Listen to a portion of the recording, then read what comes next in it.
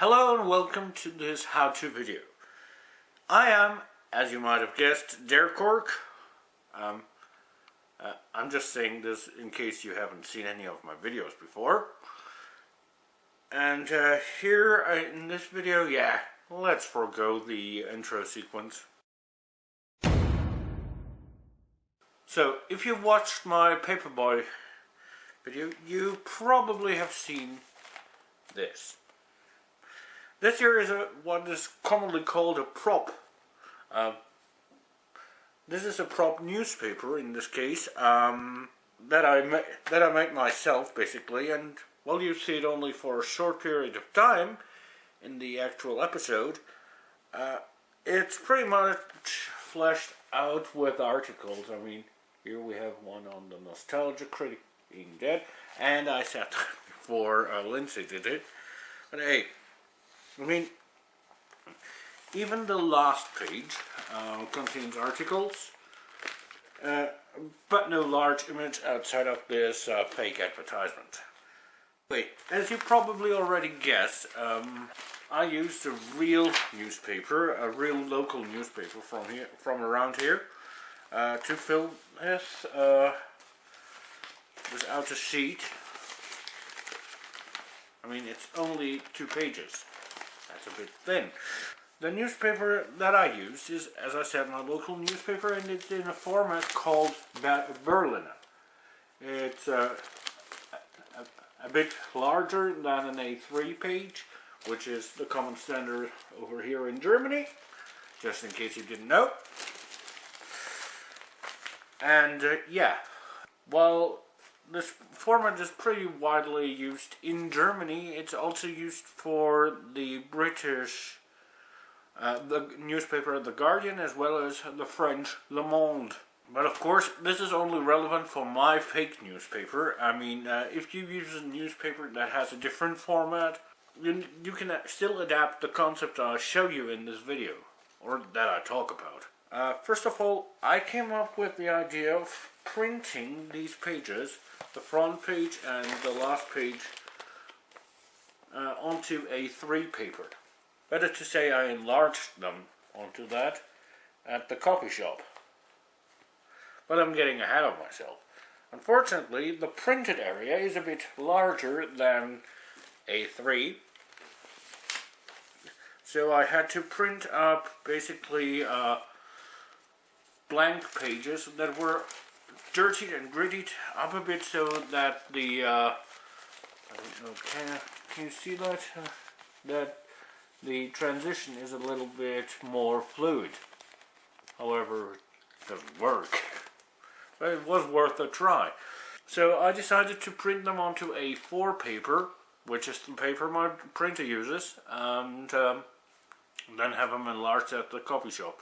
And as I said, I also had to print up dirty pages that I could use. And I printed up 4 are in use here on the newspaper.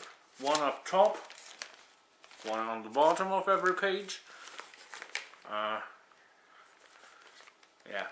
Here's 1, and here's 1. I printed up 6. Due to the 4 on the pages later on, but as I said, I'm getting ahead of myself. I took measurements, basically taking a lot of measurements of the free space, the white space, the margins, as they're also called, of the newspaper, left, right, top and bottom. Also, it's always a good idea to somewhat measure the width of each textual column. So, with that being said, I went with those measurements, those informations, I went to do a little bit of calculation. First, I subtracted the size difference, basically, for the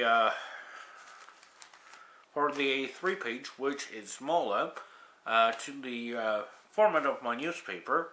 I took those measurements, basically, those differences, the size difference, basically decided to go and say, okay, now how much of the white area goes into my fake newspaper in the original size, and then I did something that is kind of difficult to explain.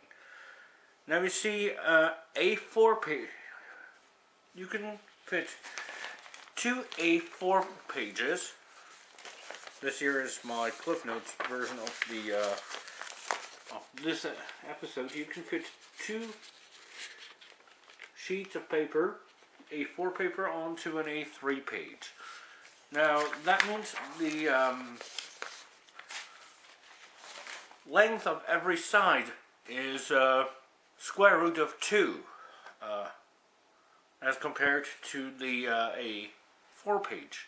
This, however, means that I had to divide the measurements, the distances I had to take them and basically modify them, divide them by square root of 1, square root of 2, square root of 1 is 1, or better to say, I used a very simplified way. I multiplied them by 0.71, which is approximately 1 divided by square root of 2. And based on these informations, I went and created the layout in OpenOffice Writer.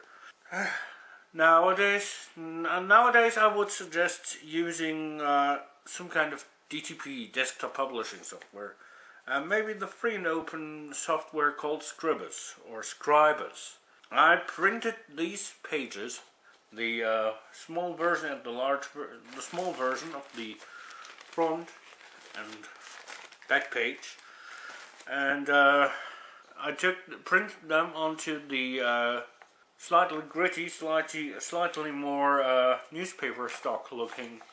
Newspaper stock is, by the way, the paper the newspaper is printed on, or it's also called news stock. But however, I used those to give these large pages later on, or at least I hoped that would do it, to give them the look and feel of a newspaper page. One trip to the coffee shop later, and I had the pages in A3 with some glue on a glue stick. With a glue stick, I attached the 4 blank pseudo newspaper text blank out pages to the newspaper, and then I glued the final big piece on. This is the result.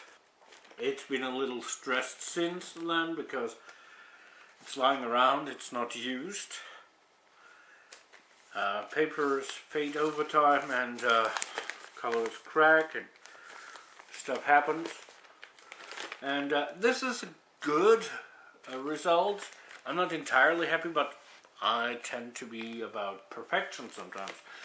So, here are a few drawbacks to this concept. First of all, your pages still tend to separate from the newspaper. I mean, you could easily tell where I didn't have enough glue, basically, and even when I had enough glue, due to the folding, I decided to sometimes spring away from the actual paper, and you need to glue it. I mean, we basically here have an area where you can grip through, even though I had attached a lot of glue there. Pretty much all. I had to basically soak it otherwise. Anyway, using the copier there, that's actually a laser printer they used. I forgot these things have printing margins as well, and that resulted in this. The slightly cut off top outline, it was supposed to say cat girls are on the horizon. You see that the H is cut off, and it sometimes looks a bit like a weird N. So that's a problem, but what can be done about that? Well, one could switch to using A2 paper, but that still would have the problem with the folding the newspaper and potential separation here at the folding crease, as well as paint peeling off. And of course, it might make opening the newspaper a lot harder, because if you cut it down to this size, the actual Berliner size, you'll end up with a lot of pain, because then you'll have the two sheets hit each other here at the side. No, instead I would go for an A1 page, which would allow me to basically put both the front and the back page together. I would create that by using scribers, print out basically each page into an image, or transfer them into an image, and then combining that image to one large image showing both front and back page in the proper alignment, because the last page is on the left when you print. Yeah, that's one way to do it. So printing it out on A1 and then trimming it down, not necessarily with these, but trimming it down to the proper size. And you might find that similar techniques might work with your newspapers as well. Now, if you need a larger amount of newspapers, you might also decide to go to a website like, say, newspaperclub.co.uk.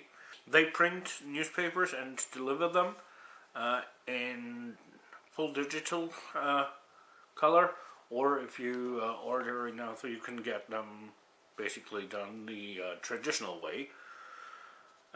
So yeah, they would offer you a full color version, and that's how nowadays newspapers usually look like.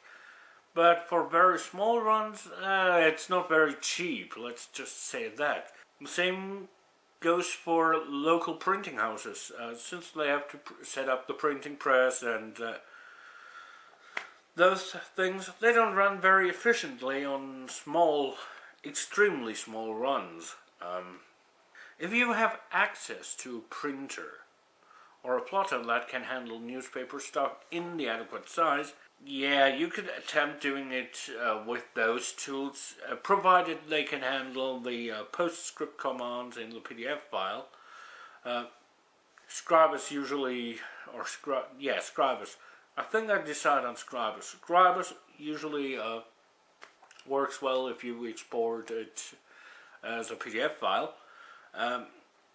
But some printers are a bit special in their demands, so and some plotters, so it's not always working perfectly. There are also other services out there that usually produce magazine-sized or tabloid-sized one-page printouts of funny headlines, basically. And maybe if you live in an English language country, maybe it's just useful to replace the title of your newspaper, of a newspaper you have lying around, to get an adequate prop for your uses. I mean, well, that's all I'm going to give you, all I can give you actually, on how to make a prop newspaper. Bye.